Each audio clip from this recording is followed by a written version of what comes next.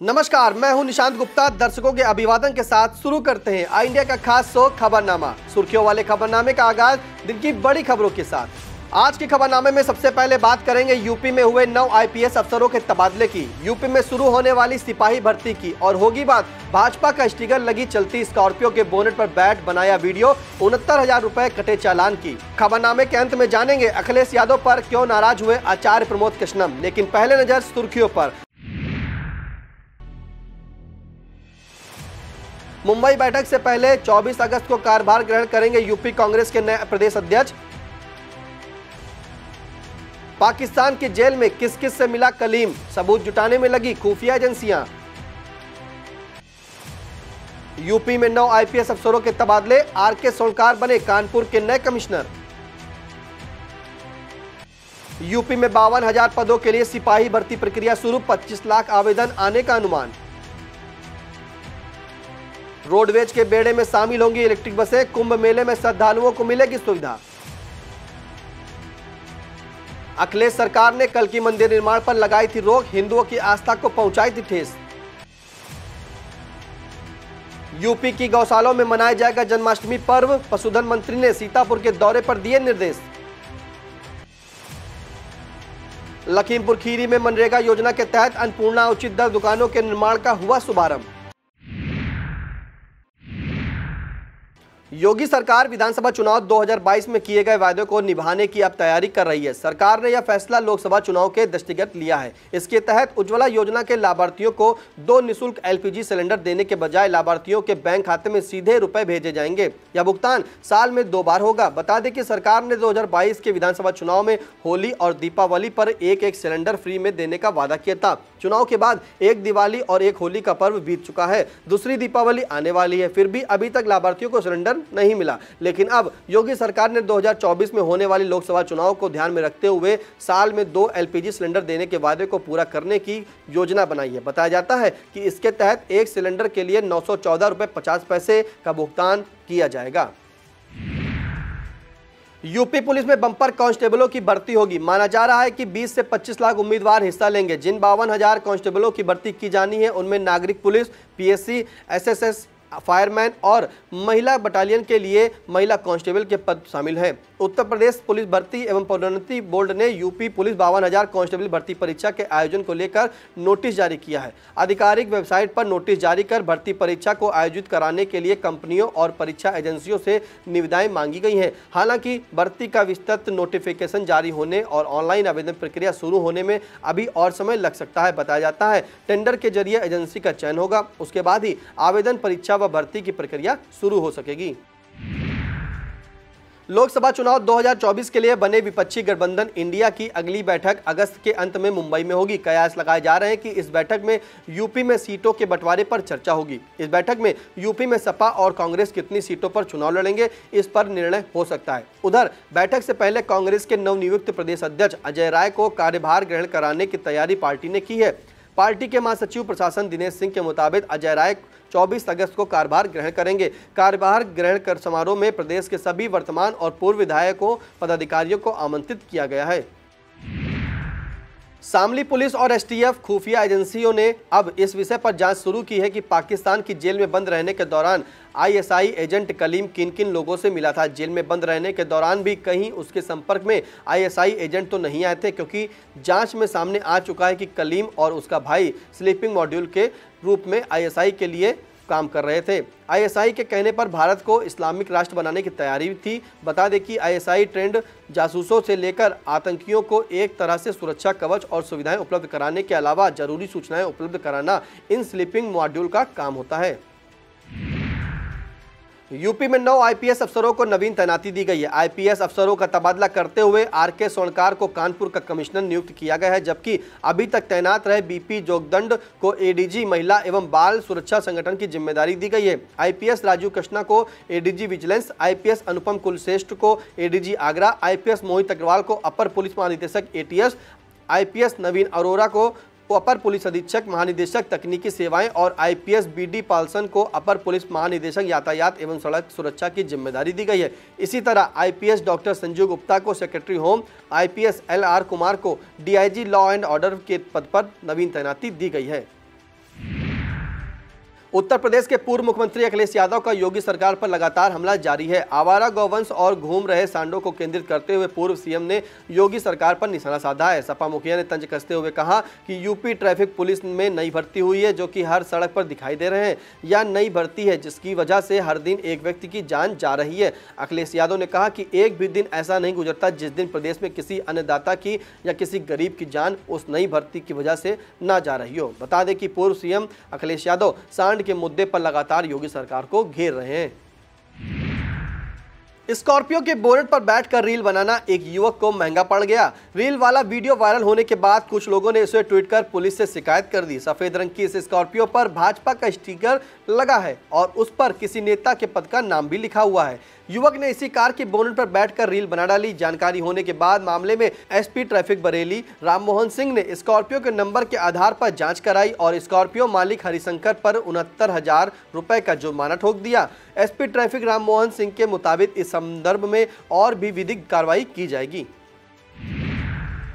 वर्ष 2025 में प्रयागराज में कुंभ मेले के दौरान श्रद्धालुओं को साधारण व एसी बसों के अलावा ई बसों में भी सफर करने का मौका मिलेगा। रोडवेज प्रबंधन ने मेले तक 5,000 नई इलेक्ट्रिक बसों को परिवहन विभाग के बेड़े में शामिल करने का लक्ष्य तय किया है। यह बसें एसी व नॉन एसी होंगी। परिवहन राज्य मंत्री दयाशंकर सिंह के मुताबिक पहले चरण में बेड़े में 250 इलेक्ट्रिक बसों को शामिल किया जाएगा। एमडी मासूम अली सरवर के मुताबिक इलेक्ट्रिक बसों को प्रयागराज के अलावा अयोध्या, काशी, मथुरा, चित्रकूट जैसे धार्मिक स्थलों को लखनऊ से जोड़े जाने की तैयारी की गई है। अब खबरें जनपद सीतापुर से। पशुधन एवं दुग्ध विकास मंत्री धर्मपाल सिंह ने विकास भवन सभागार में अधिकारियों संग बैठक कर विभिन्न बिंदुओं पर समीक्षा की। समीक्षा के दौरान मंत्री ने गौवंश संरक्षण के कार्यों को प्रभावी रूप से लागू करने के निर्देश दिए। कहा कि गौवंश खेतों, सड़कों और गलियों में दिखाई न दे, इसके लिए आवश्यक कार्रवाई सुनिश्चित की जाए। चिकित्सा अधिकारियों को निर्देश दिया कि पशुओं में संक्रामक रोगों से बचाव के लिए टीकाकरण कार्य को शीघ्र पूर्ण कराया जाए। गाय के गोबर की उपयोगिता बढ़ाए जाने और केटल कैचर की व्यवस्था करते हुए बेसहारा गौवंशों को गौशाला तक पहुंचाने को कहा। मंत्री ने जनप्रतिनिधियों, ब्लॉक प्रमुखों और अधिकारियों को प्रेरित किया कि जन्माष्टमी का पर्व गौशालों में मनाया जाए। बैठक के दौरान विधायक मिश्रिक के रामकृष्ण भार्गव, अपर निदेशक पशुपालन विभाग डॉक्टर पीएन सिंह, प्रभारी मुख्य पशु चिकित्सा अधिकारी doctor PN Shukla, DDO Harichandra Tripathi, DPRO Manoj Kumar सहित संबंधित ब्लॉकों के ब्लॉक प्रमुख, नगर पालिका अध्यक्ष प्रतिनिधि नमेंद्र अवस्थी एवं संबंधित अधिकारी उपस्थित रहे। पशुधन प्रसार मंत्री धर्मपाल सिंह ने लखनऊ से सीतापुर आते समय सिधौली कस्बे में बहादुर मोहल्ला स्थित कान्हा गौशाला का निरीक्षण किया। मंत्री ने निरीक्षण के दौरान भूसा, टीन शेड, पेयजल की व्यवस्था की जानकारी ली। उन्होंने हरे चारे की उपलब्धता सुनिश्चित करने के निर्देश दिए। एक गौवंश की हड्डी फ्रैक्चर होने की जानकारी पर पशु चिकित्सा अधिकारी डॉक्टर उमेश कुमार को उपचार करने के लिए कहा और गौवंशों को केला भी खिलाया। इस दौरान तहसीलदार सिधौली विनोद सिंह, चेयरमैन गंगाराम राजपूत, ईओ सिधौली रेणुका यादव मौजूद रहीं। राष्ट्रीय अनुसूचित जाति आयोग की सदस्य डॉक्टर अंजू बाला 25 अगस्त को सीतापुर आएंगी। इस दौरान उनके द्वारा तहसील मिश्रिक में नाबालिग के साथ गैंगरेप के बाद की गई हत्या के संबंध में स्थलीय जांच की जाएगी। इसके बाद वह तहसील मोहाली भी जाएंगी और उस प्रकरण की स्थलीय जांच करेंगी जिसमें पुलिस ने जुआरियों को दौड़ाया था और पुलिस के खौफ से एक दलित किसान नदी में कूद गया था। सीएचसी कसमंडा में बाल स्वास्थ्य पोषण माह का शुभारंभ नगर पालिका परिषद सीतापुर अध्यक्ष नेहा अवस्थी ने फीता काट कर किया। पालिका अध्यक्ष ने बच्चों को विटामिन ए की खुराक पिलाई और सीएचसी परिषद के लेबर रूम, प्रसव कक्ष में साफ सफाई, पेयजल, स्वास्थ्य सुविधाओं आदि के बारे में वहां मौजूद लोगों से जानकारी ली। इस मौके पर ACMO doctor Kamlesh Chandra, CHC Kasmanda अधीक्षक doctor Arvind Vajpayee, doctor Kamran, doctor Saket Thakur, doctor VP Singh, doctor Vartika Gupta, doctor Deepika Pandey, doctor Anubhav Pandey, BPM Kohinoor Singh, pharmacist SP Singh, Atul Sharma, Pramod Kumar, Vivek Vajpayee, Umesh Yadav आदि लोग मौजूद रहे। एमआई रसल कोर्ट के A4 टावर की महिलाओं द्वारा आयोजित तीज महोत्सव में अनुराधा सिंह ने तीज क्वीन के खिताब पर कब्जा जमाया। इसके अलावा खुशी रनर नंबर 1 एवं निधि नागपाल रनर नंबर 2 घोषित की गई। हरियाली तीज के अवसर पर तीज महोत्सव का कार्यक्रम लखनऊ के गोमती नगर स्थित एक प्रसिद्ध होटल में संपन्न हुआ। महोत्सव में मनु भार्गव, सीमा गुप्ता, नीलम गुप्ता, शालिनी तिवारी, अनीता सिंह, पारुल मिश्रा, अनीता श्रीवास्तव, सौम्या इजाफा, रेणु गुप्ता सहित 25 महिलाओं ने भाग लिया। श्री दादी बाबा परिवार सेवा समिति सीतापुर द्वारा शहर के मोहल्ला आर नगर स्थित श्री रानी सती दादी मंदिर में 25 अगस्त को मेहंदी उत्सव एवं कीर्तन का आयोजन किया गया। इस आशय की जानकारी आयोजक मंडल ने दी। उन्होंने बताया कि कार्यक्रम सायं 5 बजे से प्रारंभ होगा। इसके अलावा 26 अगस्त को प्रातः 9:30 बजे कलश यात्रा निकाली जाएगी। यह यात्रा श्री रानी सती मंदिर से निकलकर नगर को भ्रमण करते हुए काशीराम कॉलोनी स्थित नारायण तक भ्रमण करेगी। इसी दिन 11 विद्वान पंडितों द्वारा चरण पादुका अभिषेक किया जाएगा और सायंकाल 5:30 बजे से भजन संध्या होगी, जिसमें कोलकाता की भजन गायिका प्रिया पोद्दार, भजन गायक अभिषेक शर्मा, जयपुर की भजन गायिका मंजू शर्मा, नानपारा धाम के भजन गायक कुमार सानू भजनों का गायन करेंगे। मंच संचालन सीतापुर के अनुराग रोशन द्वारा किया जाएगा। आयोजक मंडल ने बताया कि 27 अगस्त को दोपहर 2:30 बजे से मंगल पाठ होगा, जिसमें कोलकाता से पधारे सौरभ मधुकर मंगल पाठ करेंगे। यह कार्यक्रम दिन नारायण में होगा। इसके अलावा दादी माँ का भव्य श्रृंगार कर 56 भोग अर्पित किया जाएगा और महाआरती उतारी जाएगी। महर्षि दयानंद की 200वीं जयंती के उपलक्ष्य में हिंदी पत्रकारिता के क्षेत्र में सकारात्मक भूमिका निभाने तथा उत्कृष्ट कार्य करने को लेकर संपादक सिराज अहमद को सम्मानित किया गया। इस दौरान मंत्री अजीत आर्य, प्रधान रमापति रस्तोगी, उप प्रधान कुलदीप सिंह, मीडिया प्रभारी आनंद खत्री आदि लोग मौजूद रहे। वक्त तो चला एक छोटे से ब्रेक का। आप देखते रहिए आई इंडिया। बीएस एजुकेशनल महाविद्यालय लखनऊ विश्वविद्यालय से संबद्ध छात्र छात्राओं के लिए उत्कृष्ट शिक्षण संस्थान बीए, एमए, बीकॉम, एमबीए व अन्य कोर्सेज के लिए आज ही संपर्क करें। खैराबाद, बिस्वा रोड, पकरिया, सीतापुर। सत्र 2023-24 के लिए प्रवेश प्रारंभ।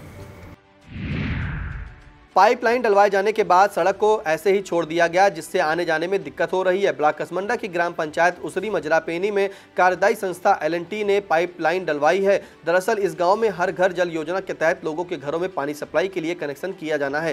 रास्ते में बीचों बीच आज भी कई बड़े बड़े गड्ढे और नाली खुदी पड़ी हुई है। पेनी निवासी रामसनेनी शुक्ला, चोटकन्ना शुक्ला, धर्मेंद्र शुक्ला, रेवती, विनोद कश्यप, अनीस, मुन्ना, सत्येंद्र आदि ने मार्ग दुरुस्त करवाए जाने की मांग की है। रामपुर मथुरा क्षेत्र के बाढ़ प्रभावित गांवों में दवाओं का वितरण किया गया। सीएचसी रामपुर मथुरा अधीक्षक डॉक्टर सुशील कुमार वर्मा के नेतृत्व में बाढ़ चौकी में सामुदायिक स्वास्थ्य अधिकारी दीपक यादव, एहतिशाम, चवर सिंह, साहिल और देवेश ने प्रभावितों को दवाओं का वितरण किया।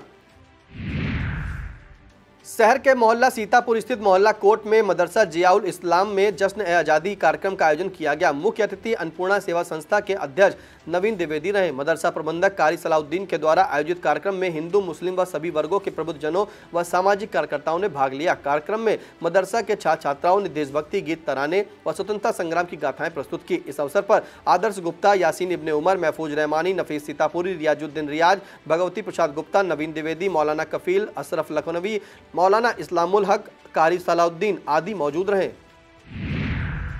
हॉकी के जादूगर ध्यानचंद के जन्म दिवस पर 29 अगस्त के उपलक्ष्य में जिला खेल कार्यालय सीतापुर की तरफ से विभिन्न खेल प्रतियोगिताओं का आयोजन किया गया है।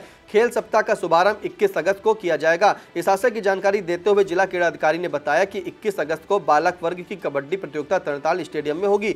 जूनियर वर्ग के लिए इस प्रतियोगिता में 20 वर्ष के कम आयु के खिलाड़ी प्रतिभाग कर सकेंगे। इसी तरह 23 अगस्त को ताइक्वांडो प्रतियोगिता होगी। क्रीड़ा अधिकारी ने बताया कि 25 अगस्त को बालक जूनियर वर्ग की फुटबॉल प्रतियोगिता एवं 28 व 29 अगस्त को बालक वर्ग की हॉकी प्रतियोगिता मेजर ध्यानचंद स्टेडियम में संपन्न कराई जाएगी। उन्होंने बताया कि प्रतिभाग करने वाले खिलाड़ियों को जन्म प्रमाण पत्र लाना जरूरी है।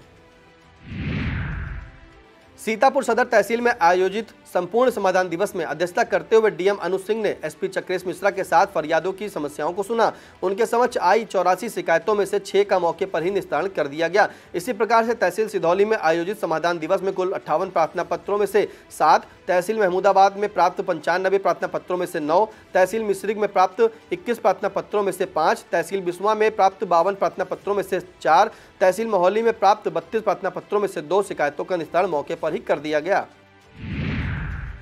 विश्व दिव्यांग दिवस के अवसर पर 3 दिसंबर को दिव्यांगता के क्षेत्र में उत्कृष्ट कार्य करने वाले व्यक्तियों, संस्थाओं को राज्य स्तरीय पुरस्कार प्रदान किया जाना है। यह पुरस्कार दिव्यांग जन सशक्तिकरण विभाग की तरफ से दिया जाएगा। इस आशय की जानकारी जिला दिव्यांग जन सशक्तिकरण अधिकारी ने दी। उन्होंने बताया कि पुरस्कार हेतु 12 विभिन्न श्रेणियों की व्यवस्था की गई है। पात्रता रखने वाले इच्छुक पूर्ण विवरण अभिलेखों सहित 25 अगस्त 2023 तक जिला दिव्यांग जन सशक्तिकरण अधिकारी सीतापुर कार्यालय में जमा कर सकते हैं।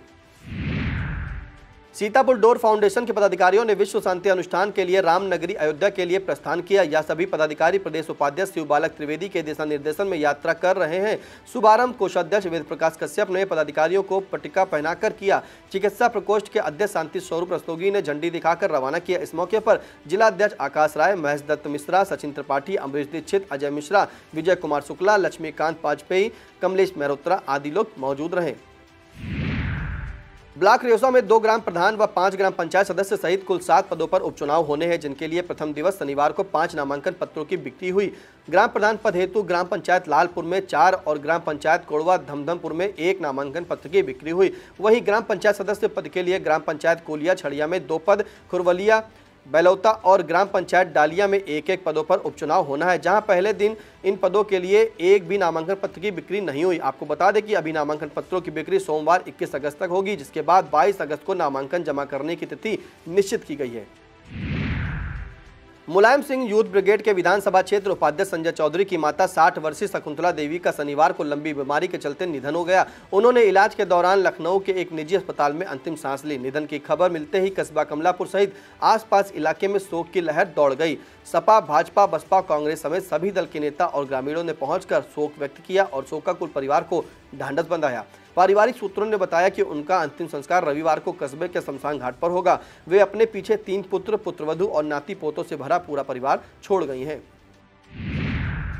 बाइक के शौकीन लोगों के लिए खुशी की खबर है, क्योंकि अब उन्हें बाइक के सफर के लिए ज्यादा खर्च नहीं करना पड़ेगा, बल्कि बेहद कम कीमत में बाइक मिल सकेगी। सीतापुर की आंख अस्पताल रोड स्थित म्युनिसिपल मार्केट में सीतापुर बाइक बाजार का नया शोरूम खुल गया है, जिसमें बेहद किफायती कीमत पर बेहतरीन सेकंड हैंड बाइक मिल सकेगी। यही नहीं, इस नए शोरूम में नई इलेक्ट्रिक स्कूटी भी उपलब्ध होगी। सीतापुर में पहली बार खुले सेकंड हैंड बाइक शोरूम का उद्घाटन मुसीर हुसैन ने शनिवार को फीता काटकर किया। शोरूम मालिक मोहम्मद इमरान ने बताया कि बाइक के शौकीन लोगों के लिए शोरूम खोला गया है, खासकर उनके लिए जो नई बाइक खरीदने में सक्षम नहीं है। उन्हें अच्छी कंडीशन में उचित दर पर सेकंड हैंड बाइक मिल सकेगी। इसके अलावा जॉय ई बाइक कंपनी की इलेक्ट्रिक स्कूटी भी शोरूम में अलग अलग वैरायटी और कलर में उपलब्ध है। उद्घाटन के अवसर पर फैज खान, शरद श्रीवास्तव, पवन श्रीवास्तव, जुबेर, आशीष वर्मा, संजीव भार्गव, सैफ, शहजाद, अनस आदि लोग मौजूद रहे। अब खबर है जनपद लखीमपुर खीरी से। लखीमपुर खीरी के ऐतिहासिक देवकली तीर्थ चंद्रकला आश्रम पर नागपंचमी के दिन सोमवार को इस साल भी काल सर्प योग शांति महायज्ञ संपन्न कराया जाएगा। यह कार्यक्रम बीते करीब 25 वर्षों नागपंचमी के दिन होता चला आ रहा है। इस वर्ष 90 लोग रजिस्ट्रेशन करा चुके हैं। इस आशय की जानकारी महायज्ञ के आयोजक मंडल ने दी।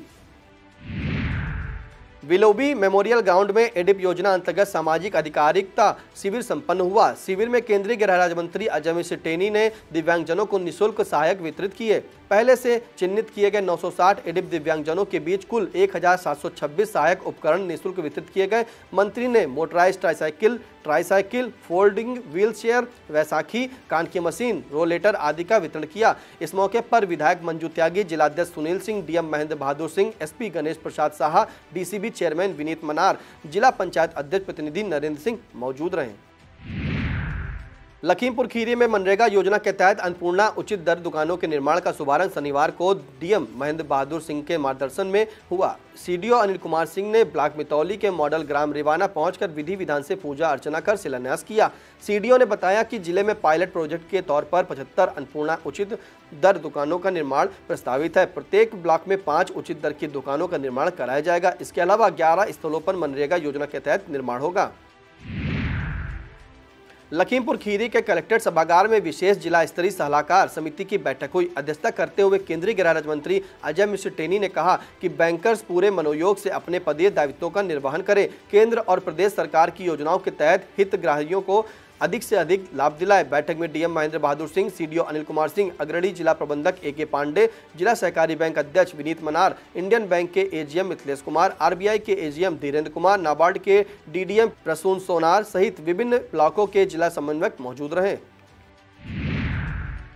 लखीमपुर खीरी के सभी तहसीलों में संपूर्ण समाधान दिवस का आयोजन फरियादों की समस्याओं को सुना गया। तहसील सदर लोक सभागार में डीएम महेंद्र बहादुर सिंह ने एसपी गणेश प्रसाद साहा के साथ फरियादियों की समस्याओं को सुना। उनके समक्ष 64 फरियादी पहुंचे, जिसमें से 14 फरियादियों को मौके पर न्याय मिला। समाधान दिवस के बाद डीएम एसपी ने लखीमपुर शहर परियोजना की 3 सेम बच्चियों अनुवर्तिका व मानसी को दुलारा और सुपोषण किट प्रदान की। इस मौके पर एसडीएम सदर सिद्धा सिंह, सीडीपीओ पूजा त्रिपाठी, सुपरवाइजर कीर्ति सचान आदि लोग मौजूद रहे।